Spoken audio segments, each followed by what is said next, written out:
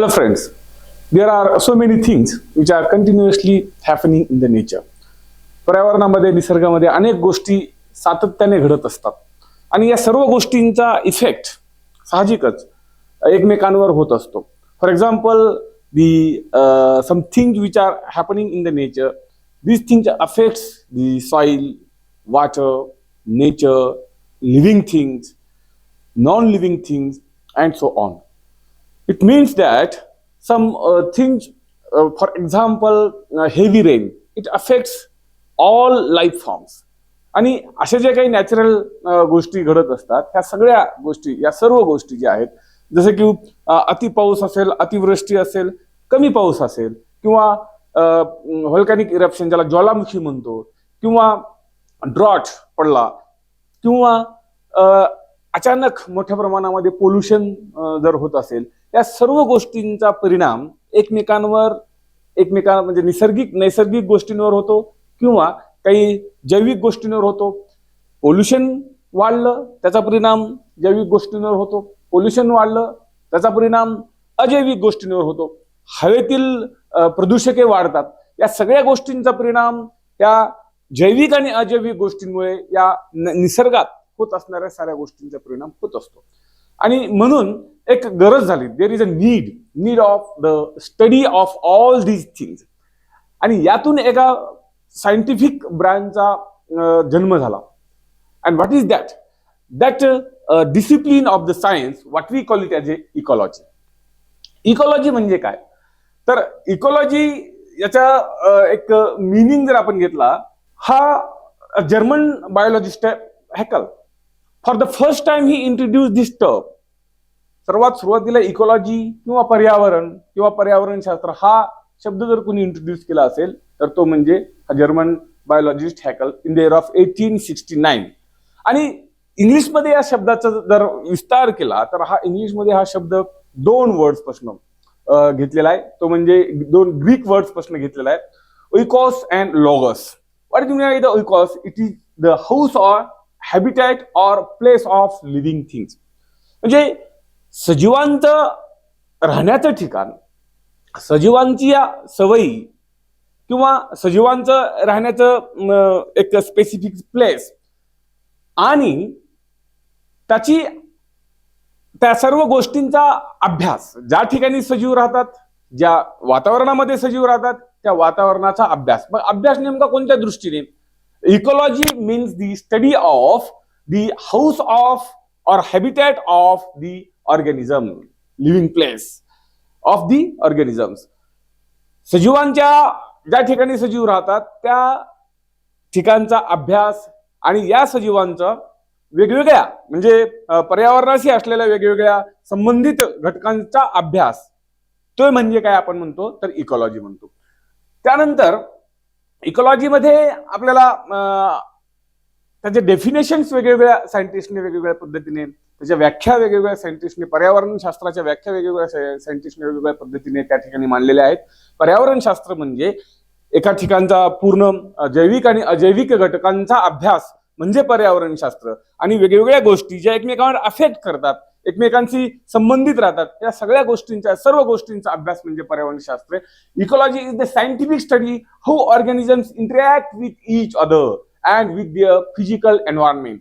म्हणजे जैविक आणि अजैविक घटकांच्या एका ठराविक ठिकाणातील जैविक आणि अजैविक घटकांमधील आंतरसंबंध, एकमेकांशी त्यांची इंटरॅक्शन, या सर्व गोष्टींचा अभ्यास म्हणजे आपण इकॉलॉजी म्हणतो. इकॉलॉजी काय एक्झामाइन करतं?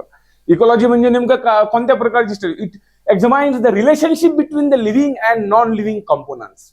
मी आता सांगितल्याप्रमाणे आता लिव्हिंग कंपोनंट्स वेगळे आहेत, म्हणजे नेचरमध्ये, पर्यावरणामध्ये सर्व लिव्हिंग कंपोनंट्स हे 3 ग्रुपमध्ये डिव्हाइड केलेले आहेत. आपण ते नंतर पाहणारच आहोत. आणि या लिव्हिंग कंपोनंट्स, ह्या सर्व लिव्हिंग कंपोनंट्स, ह्या सर्व जैविक घटकांचा आणि याच ऍट द सेम टाइम त्याच वेळेला पर्यावरणामध्ये असणारे अजैविक घटक. आता अजैविक घटक वेगवेगळ्या पद्धतीने त्या ठिकाणी येतात. अजैविक घटक म्हणजे ऊन, वारा, पाऊस, सनलाइट, त्याचबरोबर त्याचं टेम्परेचर त्या ठिकाणी असणारे, आणि या माती, वेगवेगळ्या हवेतील घटक, या सगळ्या गोष्टी त्या अजैविक घटकांमध्ये त्या ठिकाणी इन्क्लूड केले जातात. आणि मग सजीव आणि या सगळ्या अजैविक घटक यांच्यामधील इंटर रिलेशन, यांच्यामधील जो काही संबंध आहे त्या संबंधांची स्टडी, इंटरॅक्शन जे आहेत त्या इंटरॅक्शनची स्टडी म्हणजे काय म्हणतो आपण त्याला, तर ते म्हणजे इकॉलॉजीचा अभ्यास. आता ह्या ecology is the study of interaction between all these parameters. These are the non living thing.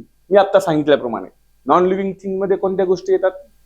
Non living things मध्ये अजैविक घटकामध्ये येतं लाईट, त्यानंतर येतं वॉटर, त्यानंतर येतं वारा, हवा, त्यानंतर येतं न्यूट्रिएंट्स इन सॉइल. सॉइल ही देखील अजैविक घटकामध्ये येते आणि सॉइल मध्ये असणारे वेगवेगळे न्यूट्रिएंट्स. त्यानंतर येतं हीट, उष्णता, त्यानंतर सोलार रेडिएशन्स, जे सूर्यापासनं जे प्रकाश किरणे सूर्याचे आपल्या पृथ्वीवर येतात, या प्रकाश किरणामध्ये लाईट बरोबरच वेगवेगळ्या प्रकारचे रेडिएशन्स येतात. आणि आपल्या पृथ्वीवर कोणत्या रेडिएशन मध्ये पृथ्वीचं पूर्ण सजीव हे व्यवस्थित पद्धतीने आपलं जीवनचक्र चालवू शकतात. All organisms which are living on the earth, these organisms needs the specific radiations for their normal life. आणि ते रेडिएशन्स, त्या रेडिएशन मध्ये देखील बदल झाला. त्या रेडिएशन मध्ये सुद्धा थोड्याफार प्रमाणामध्ये युव्ही रेज जरी पृथ्वीवर आले, these rays affects a lot on the living organisms which are present on the earth surface or in the water. So these radiations also affects the what we call it as a organisms, living organisms, and the interaction between these living and all these non-living things. Atmosphere, these all are the non-living things. Non-living things कोणते आहेत किंवा अजैविक घटक कोणते आहेत? पर्यावरणामध्ये, पर्यावरण शास्त्रामध्ये या अजैविक घटकांचा अभ्यास केला जातो. ते अजैविक घटक कोणते असतील? These non-living things are light, water, wind, nutrients in the soil, means the component of the soil, heat, solar radiation, and atmosphere. All these are the non-living things which are studied in the ecology. And these things, all these parameters, how these parameter affects. आता यांच्या व्यतिरिक्त देखील पर्यावरणामध्ये अनेक काही घटक आहेत आणि ते घटक म्हणजे नेमके कोणते घटक आहेत? These are the biological or what we call it the living organisms or जैविक घटक ज्याला आपण म्हणतो. आता हे लिव्हिंग ऑर्गॅनिझम्स नेमके कोणते आहेत? मी सांगितल्याप्रमाणे तुम्हाला की लिव्हिंग ऑर्गॅनिझम्स हे प्रामुख्याने 3 टाईपचे आपण पृथ्वीवर लिव्हिंग ऑर्गॅनिझम्स मानतो. ते म्हणजे कोणते? मोठ्या प्रमाणात आपल्याकडे प्लांट्स आहेत, वनस्पती, ऑल. त्यानंतर ॲनिमल्स, आणि जे आपल्या डोळ्याने दिसत नाहीयेत. तिसरा एक घटक आहे जो डोळ्याने दिसत नाहीये परंतु त्यांची संख्या प्रचंड आहे पृथ्वीवर आणि ते ऍक्च्युली कारणीभूत आहेत सर्व सायकल्सला. म्हणजे फिजिकोकेमिकल सायकल्स जे आहेत त्या सर्व फिजिकोकेमिकल सायकल्सला त्याचं बॅलन्सिंग करण्याचं काम जर कोण करत असेल तर ते म्हणजे micro organisms. These are present everywhere in the nature. These microbes are present everywhere in the nature. And in this way, these 3 living components affects a lot. These 3 living components interacts a lot with themselves as well as with the non-living components. म्हणजे ते स्वतः त्यांच्यामध्ये, म्हणजे प्लांटची interaction animal मध्ये असते, ॲनिमलची interaction microbes बरोबर असते, मायक्रोब्सची इंटरॅक्शन प्लांट्स बरोबर असते, plants, animals, microbes, these are interacting with each other. आणि as well as at the same time these 3 components also interact with the light, water, the nutrients, then heat, solar radiation and atmosphere. एकत्रित हा अभ्यास एखाद्या पृथ्वीवरील पूर्ण जैविक घटकांचा अभ्यास आणि जैविक घटकांचा अभ्यास, दोघांचा अभ्यास आपण सेपरेट नाही करू शकत. तर अजैविक आणि जैविक घटकांचा अभ्यास करताना त्यांच्यामधली इंटर रिलेशनशिप काय आहे, त्यांच्यामध्ये इंटरॅक्शन काय आहे, what are the interactions which are taking place continuously among them, the living as well as non living components. आणि मग ह्या दोन्ही गोष्टींचा एकमेकांशी असणारा संबंध, इंटरॅक्शन, याची स्टडी, या सर्व गोष्टींची स्टडी म्हणजे आपण ती कोणत्या गोष्टीमध्ये घेतो तर ती म्हणजे इकॉलॉजीमध्ये घेतो. आता उदाहरण द्यायचं झालं तर आपण पाहतो की जेव्हा पाणी मोठ्या प्रमाणामध्ये पृथ्वीवर पावसाच्या स्वरूपात पडतं, heavy rains, in this situation what happens, heavy rain जर झाली तर ती हेवी रेन्स कोणावर अफेक्ट करते? निश्चितपणे पाणी जमिनीवर पडल्यानंतर त्या पाण्याबरोबर सॉइल मोठ्या प्रमाणात वाहून जाते. सॉइल वाहिली म्हणजे त्या सॉइलमध्ये असणारे सर्व कॉम्पोनंट, सर्व न्यूट्रिएंट्स देखील वाहून जातात. ते न्यूट्रिएंट्स वाहले तर सॉइलमध्ये असणारे सर्व मायक्रोब्स देखील वाहून जातात. त्या ठिकाणी असणारी जी जमिनीची धूप झाली त्यामुळे त्या सॉइल बरोबरच छोटे छोटे जे बिया असतात त्या एका ठिकाणाहून दुसऱ्या ठिकाणी वाहून जातात, त्या सॉइल बरोबर आणि त्या वॉटर बरोबर. म्हणजे एका ठिकाणचे सजीव किंवा एका ठिकाणचे वनस्पती या दुसऱ्या ठिकाणी गेल्या. कशामुळे गेल्या? मोठ्या प्रमाणात पाऊस पडल्यामुळे. पुढे गेल्यानंतर ते पाणी कुठे जाणार आहे? नदींमध्ये जाणार आहे. नद्यातून नंतर पुढे कुठे जाणार आहे? एखाद्या तळ्यामध्ये, पॉन्डमध्ये किंवा समुद्रामध्ये. अशा पद्धतीने ते पाणी जाणार आहे. पण त्या पाण्याबरोबर त्या जमिनीतील सॉइलमध्ये जे असणारे वेगवेगळे न्यूट्रिएंट्स आहेत, ऑर्गॅनिक कंपोनंट्स आहेत, all these organic components are also running away from that particular place along with the water. It affects the ecology. It affects the texture of the soil. It affects the microorganisms which are growing in that soil, which affects the seeds which are going to be germinate in the soil. म्हणून आपण म्हणतो जमिनीची धूप थांबवली पाहिजे. पण हे सर्व कशामुळे घडलं? तर पाणी पडल्यामुळे. ठीक आहे, पाणी पडलं मोठ्या प्रमाणात, जमिनीमध्ये पाण्याचं प्रमाण वाढलेलं आहे. At that time, different seeds which are still present in the soil, these seeds starts to germinate. मग त्या सीडचे जर्मिनेशन होतं, म्हणजे तिथं सजीवांची निर्मिती व्हायला लागलेली आहे. नवीन प्लांट्स त्या ठिकाणी येतात. म्हणजे आता त्या पर्टिक्युलर स्पेसमध्ये एक नवीन कंपोनंट्स यायला लागलेत, नवीन घटक त्या ठिकाणी निर्माण व्हायला लागलेत. ते म्हणजे जैविक घटक प्लांटच्या स्वरूपात त्या ठिकाणी येतात. प्लांट आले किंवा प्लांट्स, वेगवेगळ्या वनस्पती आल्या, त्या वनस्पतींना खाण्यासाठी वेगवेगळे किडे, ग्रास होपर्स वगैरे हे जे छोटे छोटे अॅनिमल्स आहेत ते तिथे येणार आहेत.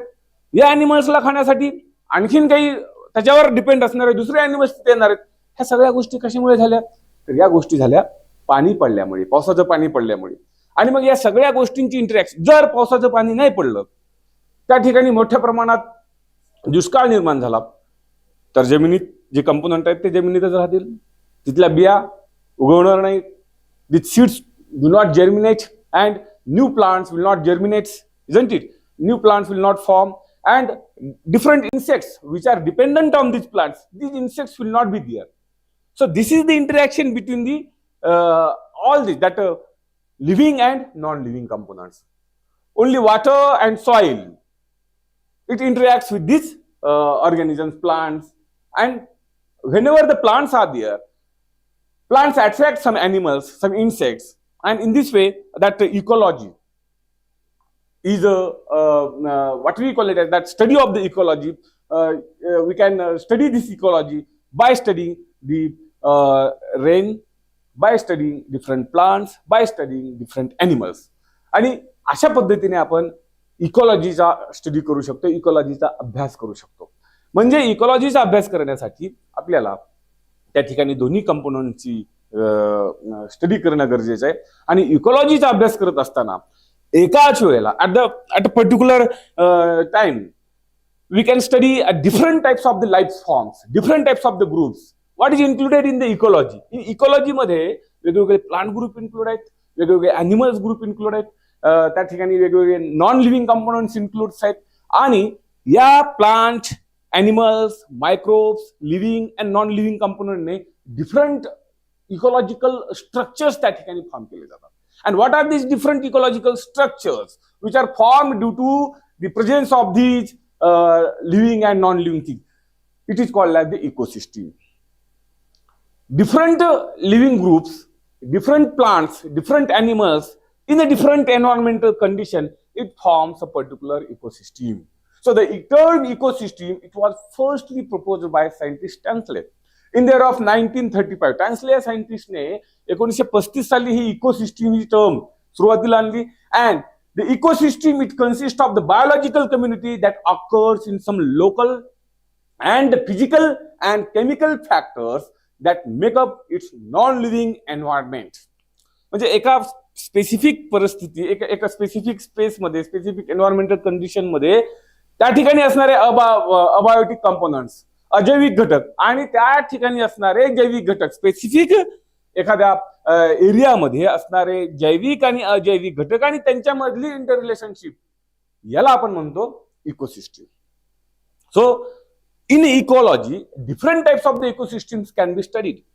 So ecology is a broad view, and the ecosystem, it is a specific structure which is formed by the living and non-living components of present in that particular area.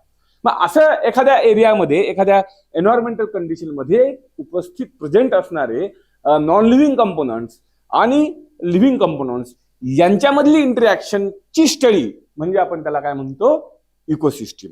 So these are the different types of the ecosystem. हे पहा, हे वाळवंटी प्रदेश आहेत.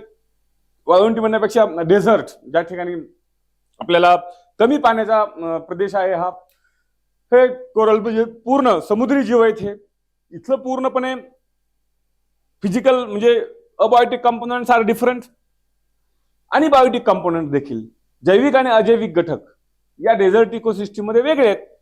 त्याच ठिकाणी पाण्यामधले जैविक आणि अजैविक घटक entirely different.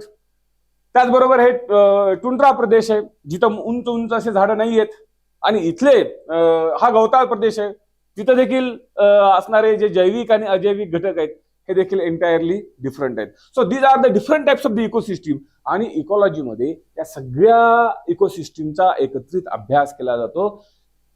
In brief, the ecology, it is a branch of science which deals with the study of biological or living components, non-living components, and interrelation between them. That is called as the ecology. आता इकॉलॉजीची study करत असताना मी सांगितल्याप्रमाणे की वेगवेगळ्या ecosystem त्या ठिकाणी आपण study करतो. आता ही एक इकोसिस्टीमचा भाग घ्या. या इकोसिस्टीम मध्ये, प्रत्येक इकोसिस्टीम मध्ये दोन कंपोनंट्स मी सांगितल्याप्रमाणे असतात. एक म्हणजे नॉन लिव्हिंग कंपोनंट आणि दुसरं म्हणजे लिव्हिंग कंपोनंट. दोन्ही कंपोनंट्सचा त्या ठिकाणी अभ्यास केला जातो. This is a particular ecosystem.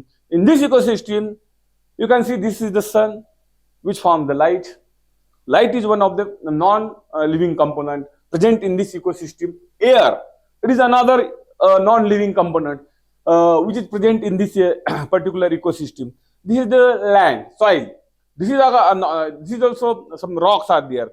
These are the non-living components present in this ecosystem. Water is also non-living component present in this particular ecosystem. Then this is the soil. Soil is another non-living component present in this ecosystem. So what are the non-living components here in this ecosystem? Soil, then water, then air, then these rocks, then light. These are the non-living components which are present in this particular ecosystem. Now let us talk about the living component. आता living, जैविक घटक कोणते आहेत या ecosystem मध्ये? तर जैविक घटकामध्ये आपल्याला माहिती आहे सर्व गवत या ठिकाणी आहे. हे गवत, small plants, living component. Tree, this is also living component. हे आपण पाहिलं खरगोश, हा एक लिव्हिंग कंपोनंट आहे. त्यानंतर या पाण्यामध्ये असणारे काही जीव आहेत. Okay, these are the plants which are present in this water. These are also the living component. There are so many living organisms present in this water body also. Might be different types of the fishes, might be some amphibians. All these are the living components. And आता हा ससा इथे कशामुळे? कारण या सस्याला खायला इथे भरपूर गवत आहे, म्हणून हा ससा इथे आहे. मग ससा हा गवत खातो. गवत खाल्ल्यानंतर त्याची विष्ठा इथे पडते. ती विष्ठा या सॉइलला मिळते. त्याच्यातनं सॉइलचे एनरिचमेंट होतं, सॉइल सुपीक बनते. त्याचबरोबर हा प्रकाश या ठिकाणी मोठ्या प्रमाणात आहे, म्हणून वेगवेगळे वनस्पती आहेत. प्रकाश घेतल्यानंतर इथं पाणी आहे. पाणी जे या प्लांट्सला मिळतं, पाणी मिळतं, हवेतून कार्बन डायऑक्साईड मिळतो, प्रकाश मिळतो. वनस्पती त्या ठिकाणी फोटोसिंथेसिसची प्रक्रिया करतात आणि ऑक्सिजन बाहेर सोडलं जातं. त्याच्यामुळे हवा पूर्ण क्लीन होते. आणि काही गोष्टी पर्यावरणापासून वनस्पती घेते, तर काही गोष्टी वनस्पती पर्यावरणाला सुद्धा देत असते. ही झाली एकमेकांची काय इंटरॅक्शन. आणि this interaction we study here. Okay, याच्यामध्ये थोडा जरी बिघाड झाला तरी या पूर्ण या इकोसिस्टीम मध्ये सुद्धा बिघाड होतो. कोणताही एक कंपोनंट या ठिकाणी डिस्टर्ब झाला तरी ही इकोसिस्टीम पूर्णपणे काय होते, डिस्टर्ब होते. आणि त्याचा अभ्यास म्हणजे आपल्याला कशाचा अभ्यास म्हणतो आपण, इकॉलॉजीचा अभ्यास म्हणतो. तर अशा या इकॉलॉजीच्या अभ्यासाच्या आपण वेगवेगळ्या त्या ठिकाणी इकोसिस्टीम देखील आपण स्टडी करूयात. So what is an ecosystem?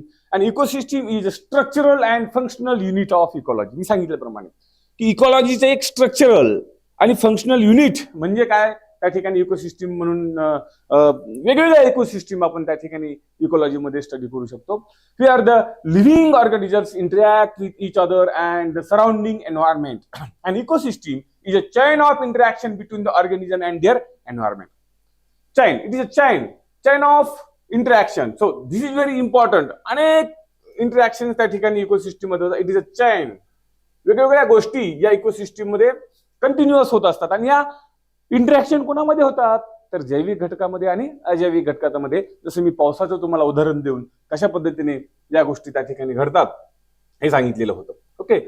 आता तदनंतर त्या ठिकाणी आपण इकोसिस्टीम हे मग सांगितल्याप्रमाणे टॅन्सलेनी त्या ठिकाणी पहिल्यांदा दिलेलं आहे. आणि ह्या सर्व वेगवेगळ्या फॉरेस्ट इकोसिस्टीम आहे, ओशन इकोसिस्टीम आहे, ग्रासलँड इकोसिस्टीम आहे. प्रत्येक इकोसिस्टीम मध्ये असणारे सजीव, त्या ठिकाणी असणारे अजैविक घटक आणि जैविक घटक entirely different, isn't it? And on the basis of what type of the environment is present there, on the basis of these type of the organisms, living organisms are present in that particular environment, and it forms an ecosystem. So ecosystem, it is a structural, it is a ecosystem, what we call it as the structural component.